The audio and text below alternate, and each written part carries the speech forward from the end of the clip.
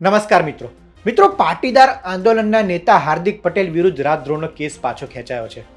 ત્યારે આ રાજદ્રોહનો કેસ શું હતો, શા કારણે રાજદ્રોહનો કેસ પાછો ખેંચાયો છે, તેના વિશે વિગતવાર વાત કરીએ. સૌપ્રથમ વાત કરીએ તો વર્ષ 2015માં અનામતની માંગ સાથે ગુજરાતમાં પાટીદાર અનામત આંદોલન થયું હતું. અમદાવાદના જીઆઈડીસી મેદાનમાં મળેલા સંમેલન બાદ આ આંદોલને હિંસક સ્વરૂપ ધારણ કર્યું હતું. જેમાં રાજદ્રોહના કેસની વાત કરીએ તો હાર્દિક પટેલ, અલ્પેશ કથરિયા, ચિરાગ દેસાઈ અને વિપુલ દેસાઈ આ ચાર વિરુદ્ધ રાજદ્રોહનો કેસ નોંધાયો હતો. ત્યારે આ કેસ શું હતો તેના વિશે વાત કરીએ તો વિપુલ દેસાઈ નામના પાટીદાર યુવકે આત્મહત્યા કરવાની વાત કરી હતી. ત્યારે હાર્દિક પટેલ, જે આંદોલનનો મુખ્ય ચહેરો હતો, તેણે વિપુલ દેસાઈના પરિવાર સાથે મુલાકાત કરી હતી અને તેમણે કરેલા એક કથિત નિવેદનના કારણે આ રાજદ્રોહનો કેસ બન્યો હતો. હાર્દિક પટેલનું કથિત નિવેદન હતું કે પાટીદાર દીકરો ક્યારેય નહીં મળે, મરવું હોય તો 2-4 પોલીસવાળાને મારી નાખજો.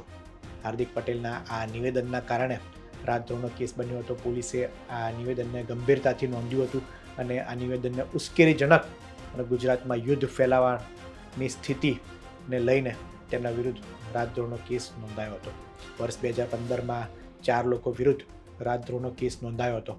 ત્યારબાદ 250 જેટલી મુદ્દત આ કેસને લઈને પડી હતી, પરંતુ માત્ર 2 સાક્ષીઓના નિવેદન લઈને હાર્દિક પટેલને આ કેસમાંથી મુક્તિ આપવામાં આવી છે. 10 વર્ષ બાદ હાર્દિક પટેલ આંદોલન બાદ કોંગ્રેસમાં જોડાયા હતા અને ત્યારબાદ તેઓ ભારતીય જનતા પાર્ટીમાં જોડાયા અને 2015માં નોંધાયેલા કેસમાં 2025માં તેમને આ કેસમાંથી મુક્તિ આપવામાં આવે છે. રાજ્ય સરકારની વાત કરીએ તો રાજ્ય સરકારે રાજદ્રોહનો કેસ પાછો ખેંચવાની તૈયારી દર્શાવી હતી અને આ અંગે નોટિફિકેશન પણ જાહેર કર્યું હતું. સરકારે કોર્ટમાં પણ અરજી કરી હતી કે આ લોકો વિરુદ્ધ, હાર્દિક પટેલ સહિત 4 લોકો વિરુદ્ધ હવે સરકાર રાજદ્રોહનો કેસ ચલાવવા માંગતી નથી. આ અરજી એ કોર્ટમાં સરકાર તરફથી કરવામાં આવી હતી. આ કેસની વાત કરીએ તો રાજદ્રોહનો કેસ સુરતના અમરોલી પોલીસ સ્ટેશનમાં આ કેસ નોંધાયો હતો.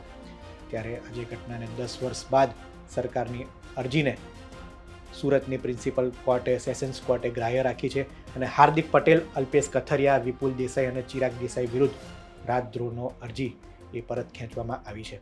આ અંગે વકીલે શું કહ્યું તે સાંભળીએ. હું યશવંતસિંહ વાળા, એડવોકેટ.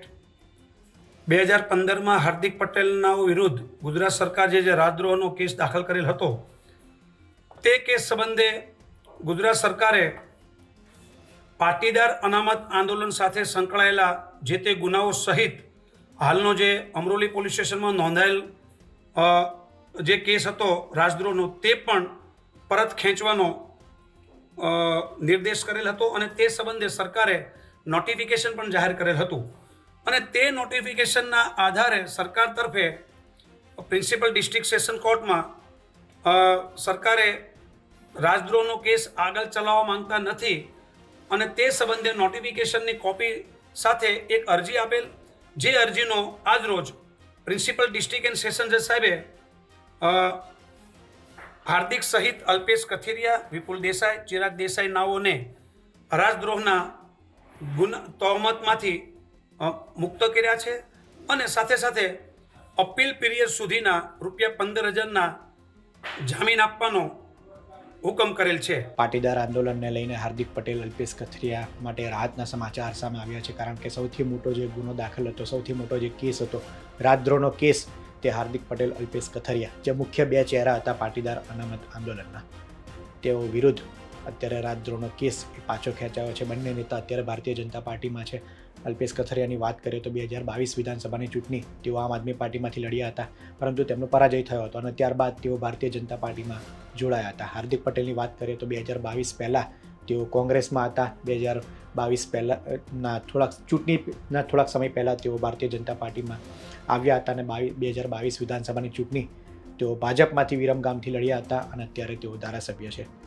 તો બંને નેતા અત્યારે ભારતીય જનતા પાર્ટીમાં છે. બંને નેતાને રાહતના સમાચાર છે. આ સાથે વિપુલ દેસાઈ અને ચિરાગ દેસાઈ માટે પણ રાહતના સમાચાર છે, કારણ કે રાજદ્રોહ જેવો ગંભીર ગુનો કેસ તેમના વિરુદ્ધ એ પાછો ખેંચાયો છે. આ અંગે આપનું શું માનવું છે તે અમને કોમેન્ટમાં જરૂર જણાવશો. આ રિપોર્ટમાં હાલ આટલું જ. ધન્યવાદ.